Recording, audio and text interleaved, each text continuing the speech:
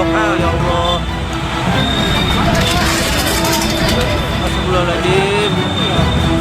Astagfirullahaladzim. Depan saya ini merupakan lokasi terbakarnya tempat penyimpanan baterai drone hingga akhirnya menewaskan 22 orang.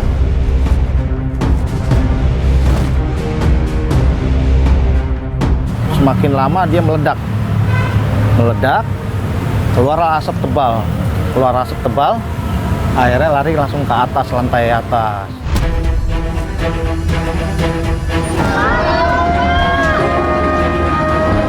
Terus Siva terjebak di lantai 3. Maafin Siva ya Mi, gitu langsung ditutup.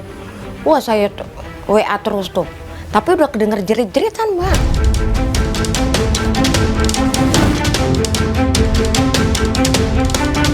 Di kanan kiri juga tembok, tidak ada akses darurat, belakang juga demikian. Jadi ketika terbakar di sini, ini tidak ada pintu keluar lain.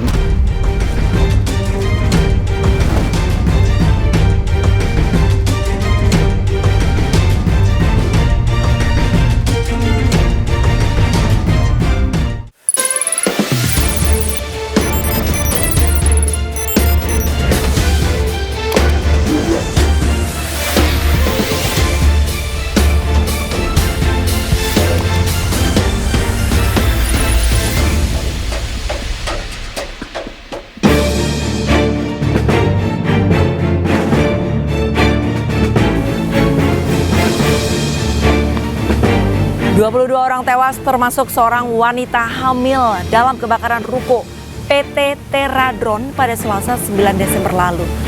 Polisi menyebut kebakaran dipicu percikan api dari baterai litium polimer yang terjatuh di gudang penyimpanan.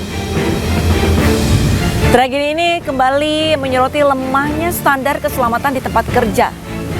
Lalu siapa saja yang harus bertanggung jawab atas kelalaian fatal yang terjadi? Ikuti penelusuran kami bersama saya Arlista Hadi. Inilah iNews 5.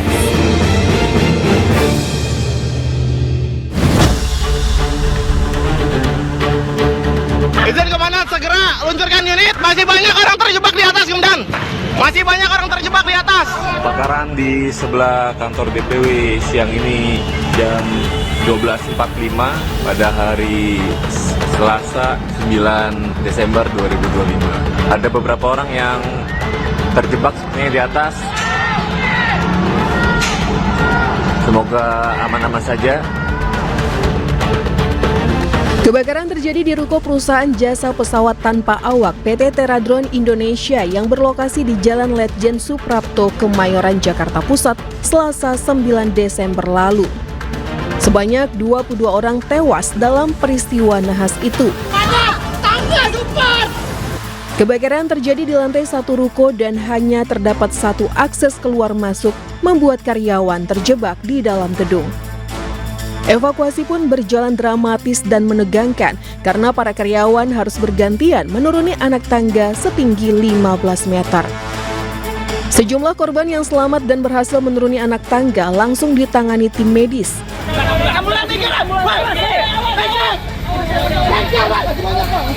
Gimana Pak? Rata-rata cewek, karena kan kejadian ini pas jam makan siang seperti itu. Jadi jam makan siang di bawah juga minim pengamanan seperti itu. Jadi ketika kebakaran mungkin orang lagi makan siang ya seperti itu. Berarti yang kebakar hanya lantai dasar aja atau? Lantai dasar aja.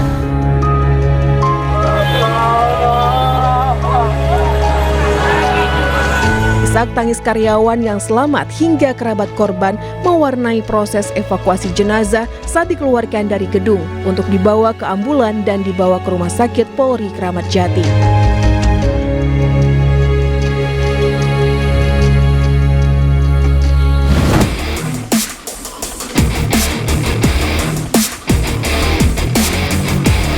Pemirsa, untuk mengetahui kronologi dan juga proses evakuasi dari para korban di PT Teradron, kami akan langsung menuju ke tempat kejadian perkara di kawasan Kemayoran, Jakarta Pusat. Terus ikuti penelusuran tim iNews 5.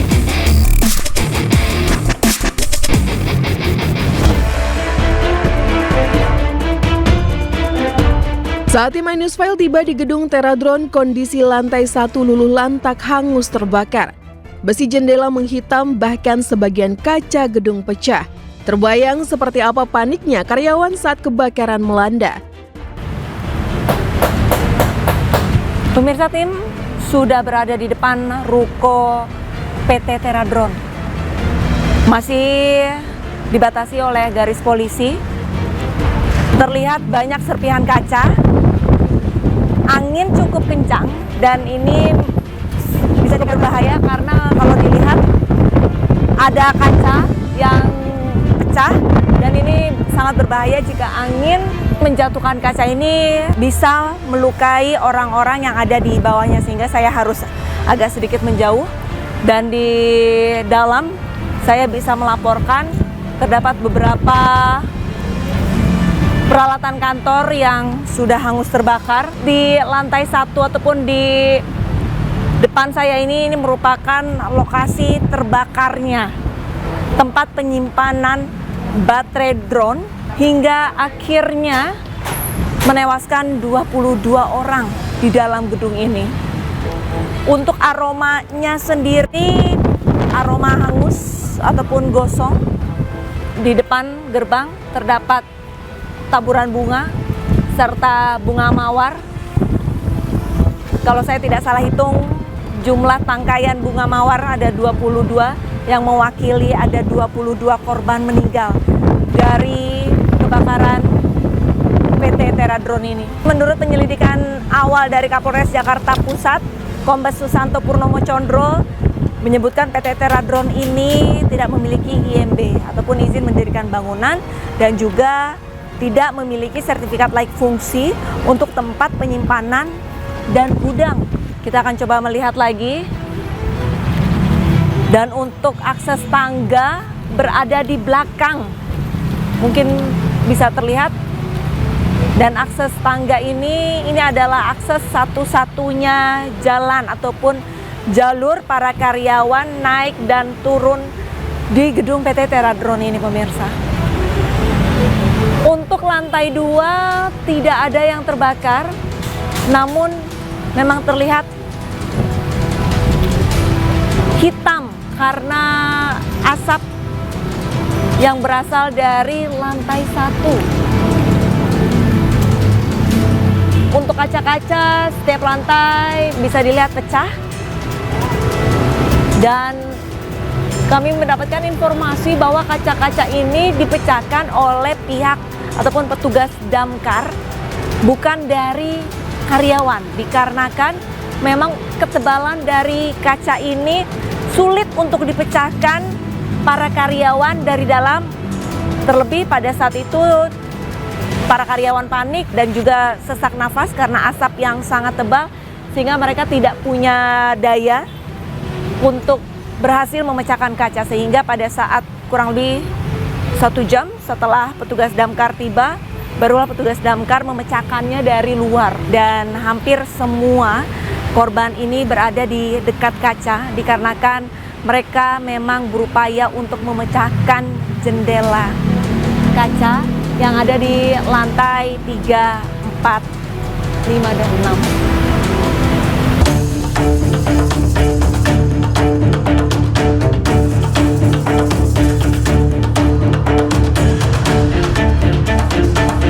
Dan pemirsa, untuk mengetahui informasi lebih dalam mengenai pada saat kejadian kebakaran, saya akan coba berbincang dengan salah satu petugas keamanan di PT Teradron. Langsung saja kita coba cari petugasnya.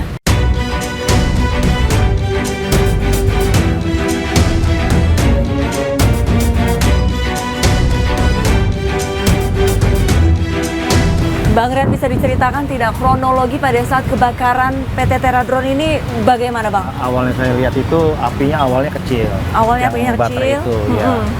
Kita berusaha semaksimal mungkin sama karyawan Teradron. Kita maksimalkan untuk pakai AVAR untuk padamkan api itu. Tapi emang ternyata nggak bisa padam. Semakin lama dia meledak. Keluar asap tebal. Akhirnya lari langsung ke atas, lantai atas. kejadian begitu banyak sekali karyawan yang berada di rooftop ya Pak ya, di Iya, betul. atas. Iya, betul. Nah ini dari Bang Rian sendiri menyaksikan karyawan yang terjebak di atas ini bagaimana? Itu saya lihat ada 15 orang di atas, dia minta tolong manggil saya. Akhirnya saya bergegas lari ke belakang. Akhirnya lari ke belakang, lihat gimana tempatnya untuk menolongin mereka gitu kan. Akhirnya saya minta petunjuk, ya saya berdoa lah. Akhirnya dikasihlah petunjuk sama yang di atas ya kan. Kita lari ke belakang, akhirnya saya minta tolong sama yang punya perusahaan. Tadinya nggak boleh, akhirnya saya bilang, saya mau nolongin 15 orang itu. Akhirnya diginin. Pas saya masuk itu tadinya saya salah kantor. Sempat salah masuk kantor. Salah masuk. Setelah itu, akhirnya saya turun lagi, ketemulah yang kantor yang saya evakuasi itu. Itu emang bener-bener itu napas saya udah setengah gitu. Pas sampai di atas, ya saya bismillah aja gitu kan. Bismillah, akhirnya saya langsung naik, ngerayap. Ketemulah yang ada 15 orang itu di atas. Kebetulan ada tangga, Mbak. Di atas itu ada tangga di rooftop. Nah, akhirnya diikatlah sama karyawan yang di atas. Diikat, akhirnya ya udah mereka turun. Ya di situ evakuasinya. Tadinya niatnya itu mau ngelompat. Mereka yang satu perempuan itu. Ya, satu perempuan itu. Akhirnya saya bilang, jangan dulu, saya datang gitu kan. Wah, sabar-sabar aja. Akhirnya saya langsung cepet-cepet untuk ketemu tangga itu. Akhirnya dia turun dari tangga, akhirnya dia lompat. Saya langsung tangkap itu orang yang perempuan itu. Perempuan nekat melompat begitu ya, karena betul. mungkin bisa dikatakan panik kah? Ya mungkin dia panik gitu kan, mau menyelamatkan diri. Karena mereka itu semuanya pada minta tolong, itu nggak ada yang nolongin mereka. Bang Rian, apa yang meyakinkan Bang Rian untuk segera menyelamatkan mereka, Bang? Nekat aja dan niat untuk nolongin mereka. Akhirnya ya udah, saya telepon istri saya minta doa gitu kan. Saya mau nolongin mereka gitu. Akhirnya didoain sama istri saya. Sampai sekarang selamat. Untuk kondisi ke-15 karyawan pada saat proses evakuasi sudah berhasil mendarat begitu, ini bagaimana kondisi mereka? Ya alhamdulillah dia baik-baik aja, tapi ya itu trauma. Adakah luka bakar atau sesak nafas atau bagaimana pada saat itu? Itu pasti ada. Awal kejadian ini posisi Bang Rian sedang ada di mana? Saya lagi jaga di sini, pas di sini. Kemudian pertama kali itu apa?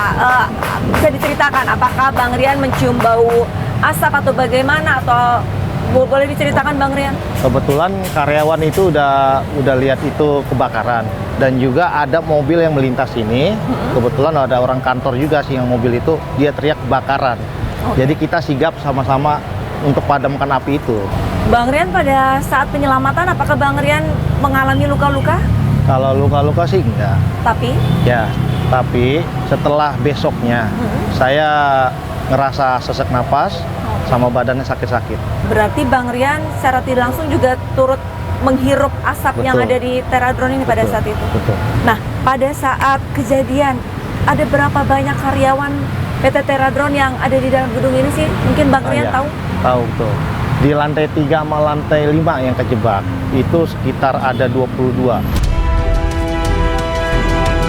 Bang Rian, boleh tunjukkan untuk awal titik api di mana sih Bang Boleh. Rian? Itu yang di genset itu kan, di paling belakang itu. Nomor yang depan ini, satunya depan, lagi. ini kan ada pilar, Ya. bukan di situ, tapi Ya. di ruangan yang kedua. Di sebelah kiri ya, tapi Yang di sebelah kiri. Ya, sebelah kiri betul. Api pertama kali terlihat Awalnya di di situ. situ. Api itu langsung besar atau bagaimana? Kecil dulu. Awalnya kecil ya. Nah, Ya. untuk kondisi asapnya ini apakah Itu- langsung hitam pekat atau bagaimana? Awalnya Bang Rian? langsung putih dulu, tiba-tiba langsung pas meledak itulah terjadi meledak, akhirnya hitam tebal banget. Sempat terjadi ledakan. Iya betul. Berapa kali ledakan. Bang Rian? Itu saya nggak hitung sih. Tapi berarti lebih dari satu kali Lebih. ledakannya? Ya betul. Pada saat asap sudah tebal begitu, asap apakah tidak bisa keluar hingga akhirnya langsung asapnya mencari udara ke atas atau bagaimana? Mungkin bisa diceritakan, Bang Ini Rian. mungkin karena anginnya ini kan langsung masuk ke dalam. Betul. Dia nggak bisa keluar, jadi langsung lari ke atas. Oke. Gitu. Karena memang untuk angin di sini cukup Iya. kencang ya. Kencang. Jadi anginnya ini justru menghambat asap yang ada di lantai 1 ini keluar sehingga mengarahkan asap itu ke Langsung ke lantai atas. 2, 3 Iya. dan seterusnya begitu. Warga ataupun penghuni ruko sebelahnya apakah ada yang menjadi korban atau bagaimana? Nggak ada. gitu? Dia saling membantu juga sih. Orang-orang kantor keluarkan semua itu apar, kita semprot apar itu dengan apa adanya, airnya tetap nggak mati. Kalau misalkan saya lihat ini sepertinya hanya satu akses pintu masuk, betul? Betul. Apakah di gedung ini tidak ada mungkin pintu darurat, tangga darurat? Nggak ada. Tidak ada. Tidak ada. Berarti akses masuk hanya satu Satu dari itu doang. depan ini. Apakah semua ruko sama atau hanya ruko ini saja, Bang Rian? Kayaknya sih semuanya sama.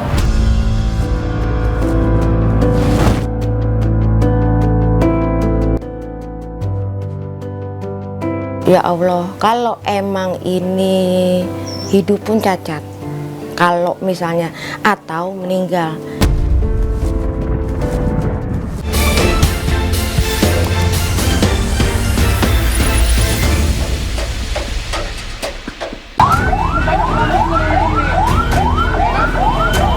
Kebakaran di gedung PT Teradron Jakarta berawal dari lantai 1 yang difungsikan sebagai ruang penyimpanan baterai drone lithium polimer dan genset.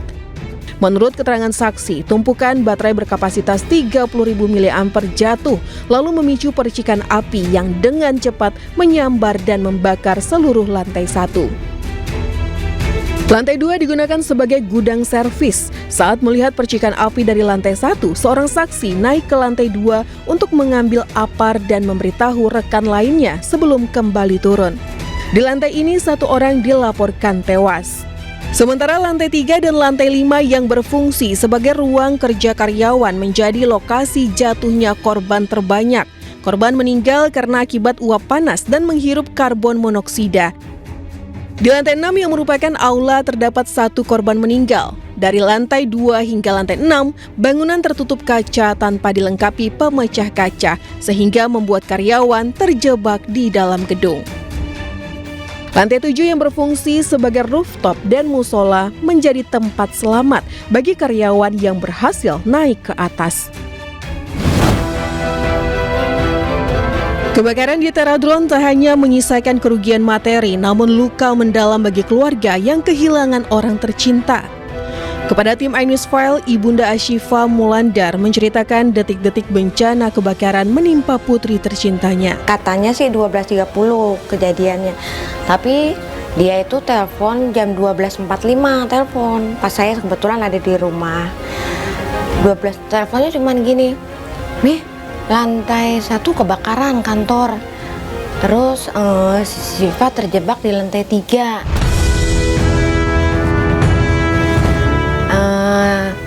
Maafin Syifa ya Mi," gitu, langsung ditutup. Wah, saya WA terus tuh. Tapi udah kedenger jerit-jeritan, Mbak. Udah jerit, terus saya dia WA begitu ditutup, saya langsung WA gini, "Yang sabar, Allah Maha Penolong, Allah Maha segalanya." Setelah selesai WA, saya hubungin kakaknya. Kakaknya kebetulan di kantor di Cakung, suruh ke sana ke TKP. Udah ke TKP, saya juga ke TKP. Saat di perjalanan itu ke TKP, saya udah berpikir, wah nih dua nih saya.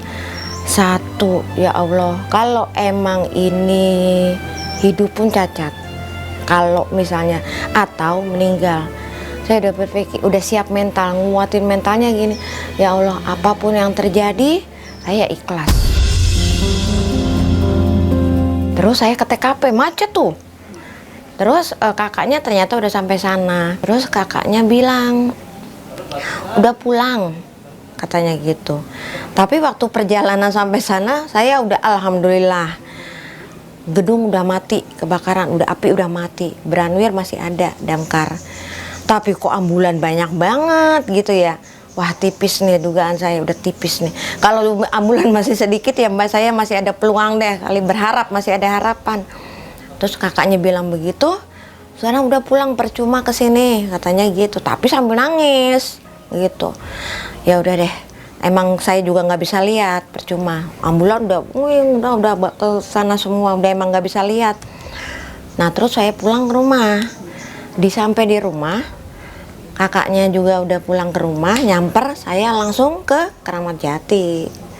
Sampai di Keramat Jati, di sana udah banyak orang. Ternyata cuman bisa ngeluarin dua korban. Mau dibawa ke Lampung kayak yang satu tuh, yang satu lagi saya kurang tahu, jadi dilanjutkan besok. Dan saya kan masih belum percaya, ternyata ada relawan yang saat di TKP evakuasi tuh itu ngasih lihat fotonya. Jadi saya yakin walaupun dia udah masih di dalam, nggak ketemu saya di sana jenazahnya, tapi saya udah ya udah. Terus besoknya dilanjutkan semua ke sana, saya masih tunggu di rumah karena banyak tamu. Ya udah, hari itu juga diselesaikan. Mungkin sampai rumah jenazah habis Isya kalau nggak salah. Terus habis Isya buka sedikit sebentar, ditutup lagi, dibawa ke masjid, langsung berangkat ke makam malam itu juga. Ya nggak ada luka bakar sih ya, bersih aja gitu. Waktu saat jenazah pulang kan sama barang-barang yang saat kejadian dibawa tuh ya, itu juga nggak ada apa, basah aja mungkin kena semprot ya, nggak ada luka, nggak ada robek, nggak ada apa, basah aja semua. Ternyata kakaknya itu di sana di TKP di gedung itu deket gedung, jadi lihat pertama keluar, bukan kan ada pihak keluarga ya. Nah dia tuh ngelihat pas udah ngelihat kalau ini keluarga adiknya, terus langsung ngubungin saya gitu aja sih, langsung dibawa ke Keramat Jati. Sosok Ashifa yang menyenangkan dan tak pernah mengeluh menjadi kenangan tersendiri bagi keluarga dan teman karirnya. Kedekatan ibunda dengan Ashifa layaknya teman sebaya. Terkadang Ashifa menceritakan kesehariannya saat berlibur bersama teman-temannya. Sehari-hari pendiam ya enggak, cerewet banyak omong ya enggak, sedang aja sih, ngomong ya seperlunya gitu. Tapi direspon, pulang ya mungkin karena udah capek ya. Jadi makan, mandi langsung di kamar, begitu aja Mbak sehari-hari. Ternyata saya juga nggak nyangka temennya banyak banget, temennya. Yang ada di Keramat Jati, yang di sini, teman main, teman kampus, teman dulu kursus, ada datang juga. Saya di hati kecil sebetulnya udah ikhlas, nggak terkait dengan yang lain. Emang udah jalannya, kan gitu. Ya semoga kedepannya mungkin nggak ada lagi seperti kejadian kayak gini lagi. Nggak yang dendam, nggak yang ya nyalahin apa, enggak, udah ikhlas aja, biar emang semua kan dapat giliran dan caranya juga beda-beda ya, jadi ya udah saya ikhlasin aja. Ya anaknya deket sama saya, cerita apa ya, main paling temen suka ke Kepulauan Seribu, kemarin terakhir ke Kepulauan Seribu katanya diving apa gitu. Cerita-cerita itu aja, nggak dalam dia ceritanya anaknya gitu. Pengalamannya juga pengalaman begitu, belum cerita ke yang punya pacar lah, nggak, temen aja gitu. Abis lebaran ceritanya dia tuh pengen kursus lagi. Dia itu waktu itu kursus pajak ya, terus selesai dia pengen kursus lagi yang pakai C, itu aja dia mah. Kayak yang cita-citanya ya yang mau kuliah S2 lah ke luar negeri, begitu cita-citanya. Dulu pernah cita-citanya kepingin ke Australia, kesininya ke Malaysia, dia bilang mau cari beasiswa gitu. Orangnya mah ngertiin orang tua gitu, maunya apa-apa pakai uang sendiri gitu. Motor juga pakai uang sendiri itu Mbak. Beli motor. Meski tidak meminta maaf atas insiden kebakaran yang menyebabkan 22 karyawannya meninggal, melalui pernyataan resmi Teradron Indonesia menyampaikan belasungkawa sedalam-dalamnya kepada keluarga yang terdampak. Perusahaan menyebut akan bekerja sama dengan pihak berwenang untuk mengetahui penyebab insiden. Perusahaan juga akan memberikan dukungan kepada para karyawan serta keluarga yang terdampak, termasuk penyediaan akomodasi dan bantuan kemanusiaan yang diperlukan. Kesini kemarin ke HRD-nya ke rumah yang ke-7 katanya. Sampai Aceh pun nanti didatengin. Saya kan tanya, ini enggak perwakilan aja. Perwakilan di sini mungkin daripada ke Aceh enggak tetap didatengin ke sana, satu-satu didatengin. Jakarta udah, kemarin Bekasi, sini sama Barawalumbu. Nanti nggak tahu besoknya kemana lagi. Aceh tuh yang terjauh, dan itu pun tetap didatengin. Waktu di rumah sakit juga itu HRD-nya datang ke rumah sakit, begitu antusiasnya. Ya maksudnya ada rasa tanggung jawab lah gitu. Dengan dia datang, itu kan udah bentuk saya rasa kepedulian mereka gitu, ikut simpati.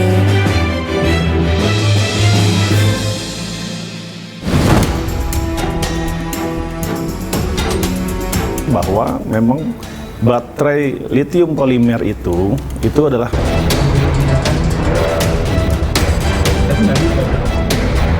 Polres Metro Jakarta Pusat resmi menetapkan Direktur Utama PT Teradron Indonesia Michael Wisnuwardana sebagai tersangka dalam kasus kebakaran besar yang menewaskan 22 orang karyawan di gedung perusahaan tersebut.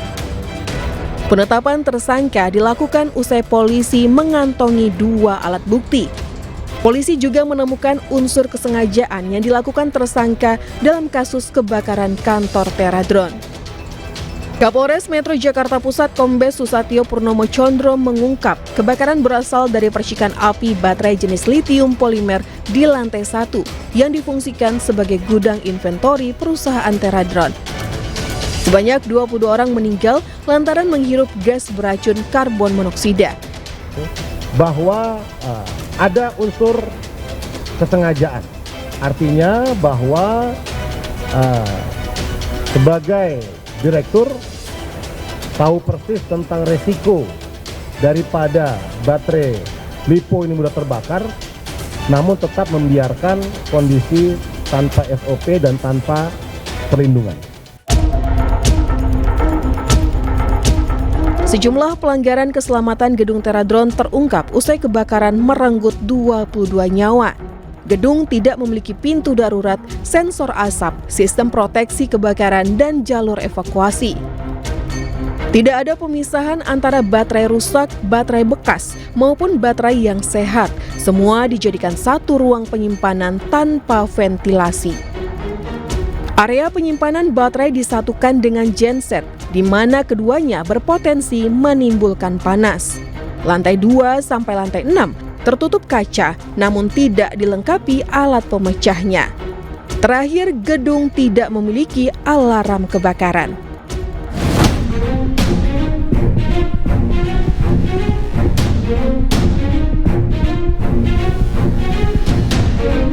Pak Robi, bisa dijelaskan untuk update perkembangan dari penyidikan kasus ini seperti apa, Pak Robi? kami terlibat dari mulai terbakar, pemadaman, kemudian evakuasi jenazah. Jadi kami sudah mengetahui banyak informasi bahkan sebelum pemeriksaan dimulai. Jadi diduga kebakaran ini adalah 2 penyebabnya. Apa tuh, Pak? Yang pertama adalah kegagalan sistem manajemen keselamatan di perusahaan tersebut. Kemudian yang kedua adalah kegagalan fungsi gedung. Tidak adanya manajemen keselamatan seperti petugas K3 bersertifikat, kemudian SOP penanganan barang flammable yang mudah terbakar, lithium polimer tersebut, kemudian bagaimana penanganannya, karena ditemukan berdasarkan saksi-saksi itu bahwa tempat yang digunakan ada di lantai 1 dan di lantai 2 itu barang-barang lithium polimer itu digabung, ada yang fungsinya masih baik, rusak. Sebelum Bapak melanjutkan penjelasan, ini seperti yang di belakang ada denah gedung Teradron, boleh Boleh. Ini secara Sambil singkat ya, dijelaskan? ini Oke. sebenarnya Bagaimana Pak Robi? ini gambaran dari penyidik dalam gelar kecil. Oke. Jadi ini adalah gedung Teradron. 7 lantai ya Pak? Iya, ini ada 6 lantai, 6 plus lantai. 1 rooftop. Oke. Di kanan kirinya itu ada 3 lantai. Jadi ternyata memang gedung Teradron itu awalnya ada 3, kemudian ditambah menjadi 6 plus 1. 6 plus 1. 6 plus rooftop. Jadi IMB dan SLF-nya memang sudah dibangun, sudah keluar ketika 6 lantai. Berarti untuk IMB sudah keluar ya Pak ya? Sebenarnya, Betul. tapi ya balik lagi untuk update apakah masih relevan atau tidak begitu ya, Betul, masih karena kan diproses. IMB itu juga ketika diajukan, kemudian ketika pembangunan dan berkelanjutan sampai dengan saat ini, apakah ada perubahan fungsi gedung, apakah yang dikeluarkan di IMB itu betul-betul dibangun atau tidak, itu kita masih dalam pemeriksaan. Karena berdasarkan keterangan saksi ketika kebakaran, itu tidak adanya alarm, tidak adanya water sprinkle. Oke. Terus kemudian, jadi ini bisa dilihat Mbak ya, ini hanya pintu keluar masuk ada di lantai 1. Di lantai 1 ini? Betul. Oke. Kemudian di lantai 2 dan seterusnya itu kaca, tidak ada jendela terbuka di depan. Tidak ada jendela yang aktif bisa dibuka begitu Pak? Betul. Di belakang, di kanan kiri juga tembok, tidak ada akses darurat. Belakang juga demikian. Jadi ketika terbakar di sini, ini tidak ada pintu keluar lain. Makanya ada, kita lihat di sosial media banyak yang Iya, banyak ya, korban yang ada di rooftop menyelamatkan di diri atas. dari samping atas Ya, ini yang ya. menggunakan tangga disambung itu ya. Ya. Itu karena tidak adanya tangga darurat maupun pintu keluar lain selain pintu depan ini. Yang jadi pertanyaan berarti untuk penyimpanan dari si baterai tersebut ini ada di lantai 1 dan 2 atau di mana Pak? Kalau misalkan dari keterangan saksi? Kalau dari keterangan saksi itu ada di lantai 1 dan 2. Di lantai 2 sih masih ada beberapa kami temukan, kami lihat ada baterai yang masih tidak terbakar, yang kemudian kami jadikan barang bukti juga. Kalau di lantai 1 kita tidak bisa melihat apa-apa lagi karena sudah Hangus? sudah lebur ya. Ini berdasarkan keterangan dari para saksi bahwa ada 4 kompartemen 2x2 yang dijadikan tempat inventory ya, penyimpanan atau gudang yang terbakar itu di sini.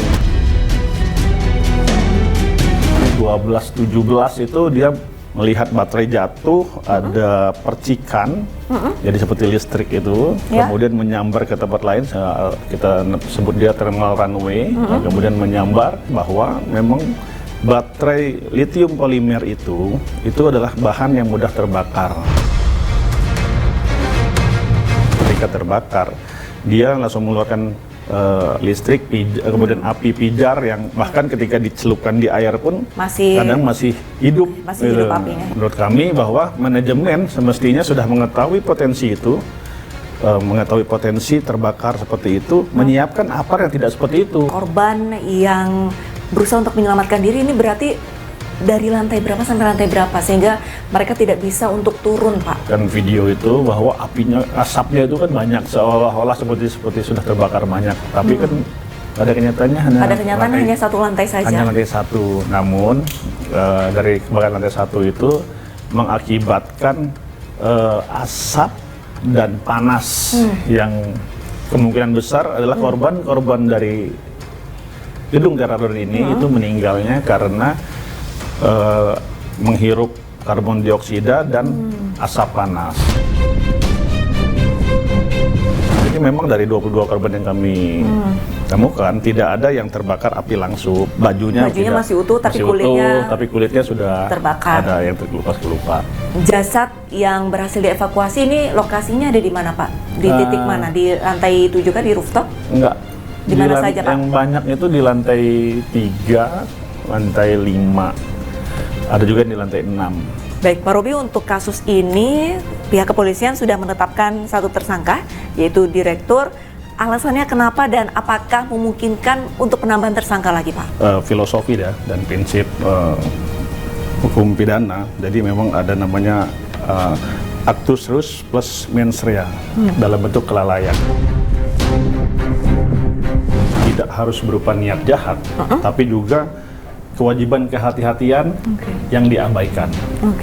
Kemudian tahu resiko bahaya, namun tidak dicegah. Terus kemudian tahu akan ada potensi akibat fatal, namun tetap dibiarkan. Nah, terus kemudian ada namanya culpa lata dolus proximus. Dan itu adalah? Jadi itu kelalaian berat yang menyebabkan orang meninggal dengan banyak, itu disamakan dengan kesengajaan. Dan itu yang menjadi tanggung jawab dari corporate dan tentu saja adalah pimpinannya. Jadi kami kenakan pasal itu 187, itu artinya dengan sengaja menyebabkan kebakaran dan menyebabkan korban meninggal, kemudian 188 dengan lalainya, terus kemudian 359 dengan lalainya menyebabkan korban meninggal dunia. Kalau di 359 itu 5 tahun ya, 187 juga 5 tahun. Kalau di 187 itu maksimal bisa 20 tahun atau seumur hidup.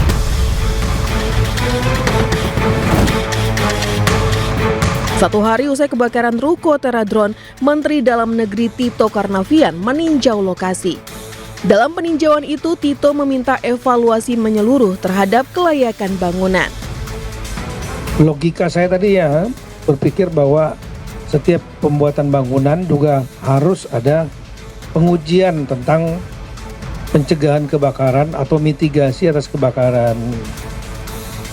Apalagi di Jakarta ini banyak sekali high rise building, gedung-gedung tinggi yang kalau terjadi kebakaran risikonya lebih besar dibanding dengan yang low rise building, daerah gedung-gedung yang rendah.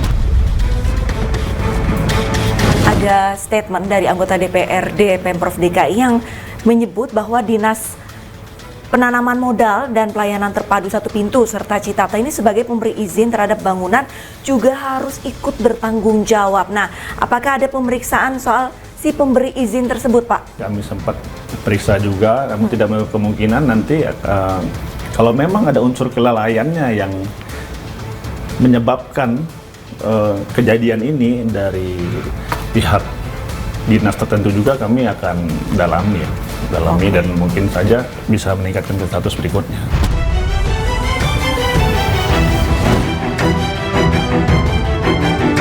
Tempat lokasi bahan berbahaya itu di lantai 1, lantai dasar, tempat melakukan evakuasi penyelamatan. Di situ seharusnya tidak boleh.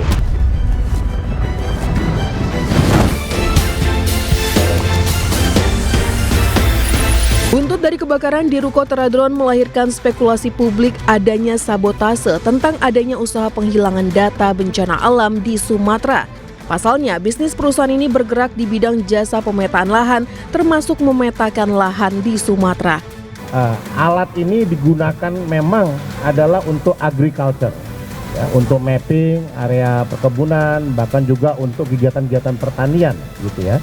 Kami pastikan bahwa kami menyidik adalah berdasarkan adanya korban jiwa dan berdasarkan fakta-fakta yang kami temukan. Kalau terkait dengan hubungannya dengan ini tentunya nanti bila memang ada pun pasti penyidik daripada yang sedang melaksanakan kegiatan penyidikan bencana alam di Sumatera tentunya juga akan berkoordinasi dengan kami. Sampai sejauh ini tidak ada ya permintaan dan sebagainya dari tim penyidik bencana alam di Sumatera.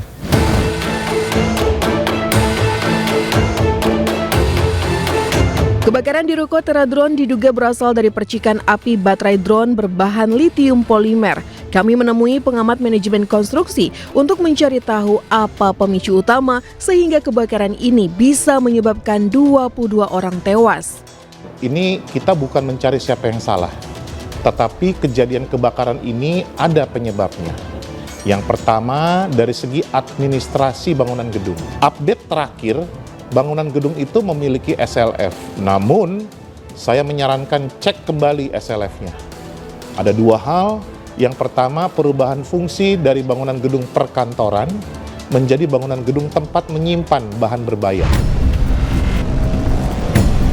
Yang kedua, ada pertumbuhan penambahan lantai 3 ke 7. Ya, jadi ini harus diperhatikan berbagai hal, struktur, arsitektur, mechanical, electrical, kemudian plumbing, dan juga urusan bagaimana keselamatan terhadap bahaya kebakaran. Program ruangnya berubah. Tempat lokasi bahan berbahaya itu di lantai 1, lantai dasar, tempat melakukan evakuasi penyelamatan. Di situ seharusnya tidak boleh. Manusia yang tewas di gedung Teradron ini mati lemah. Karena mereka terjebak di lantai tertentu 3, 4, 5, sementara sumbernya dari lantai dasar, mereka tidak bisa melakukan evakuasi karena itu sumber terjadinya ledakan, area itu blackout, dan tidak ada sistem proteksi yang bisa mematikan baterai yang terbakar. Mereka kemudian bingung mencari penyelamatan. Lari ke atas, atas itu bukan refuge area, atas itu bukan ruang penyelamatan, ruang terbuka saja. Jadi artinya manusia itu terjebak di dalam bangunan gedung yang sangat berbahaya ini. Ini pelajaran yang paling mengerikan bagi kita loh. 22 meninggal dalam satu bangunan gedung dalam waktu yang sangat cepat.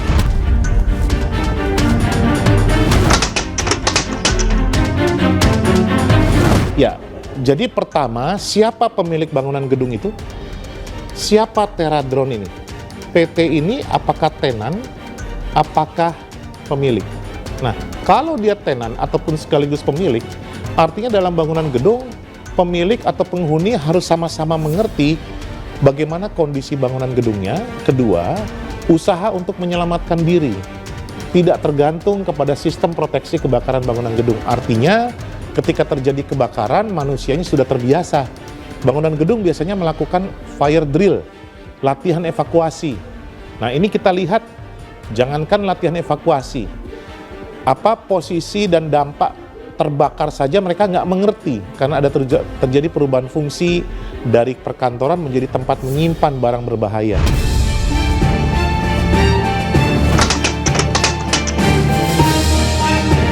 Oh iya, di dalam sistem proteksi kebakaran kita punya yang namanya smoke detector. Tetapi sebelum smoke ada namanya heat detector.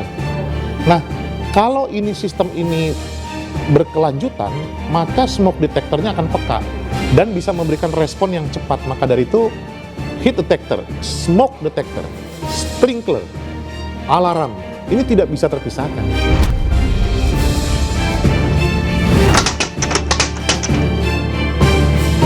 Belajar dari kasus bangunan gedung yang disewakan digunakan oleh Teradron, saya pikir nurani kita harusnya bangkit. Reward and punishment harus ada. Bangunan gedung secara administrasi nggak layak, hentikan. Bangunan gedung yang teknis tidak layak, perbaiki, retrofit, atau diganti, atau dihentikan sekalipun. Karena urusannya nyawa. Jadi kita harus melihat peran Pemda kan vital untuk proses memastikan SLF ini valid, betul ya? Karena di Jakarta kan ada Citata, ya. Jadi memastikan apakah proses SLF ini sesuai dengan ketentuan perundang-undangan yang berlaku, kira-kira seperti itu. SLF itu tidak hanya keluar ditinggalkan begitu saja. Jadi pemantauan dan evaluasi serta reward and punishment-nya juga harus berjalan dengan baik. Selain itu, tim ahli bangunan gedung sesuai dengan amanat undang-undang juga harus bekerja secara proaktif, maksud saya. Tidak hanya menunggu kalau memang terjadi hal-hal yang tidak diinginkan oleh masyarakat.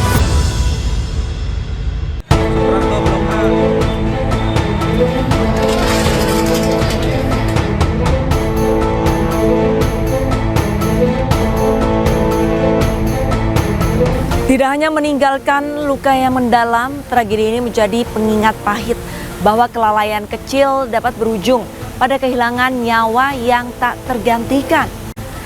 Bukan sekedar formalitas, standar keamanan gedung harus menjadi prioritas utama agar tidak ada lagi cerita minta tolong yang terperangkap di balik dinding gedung. Jadi jangan bilang Anda tidak tahu permasalahan ini karena kami sudah memberitahukannya.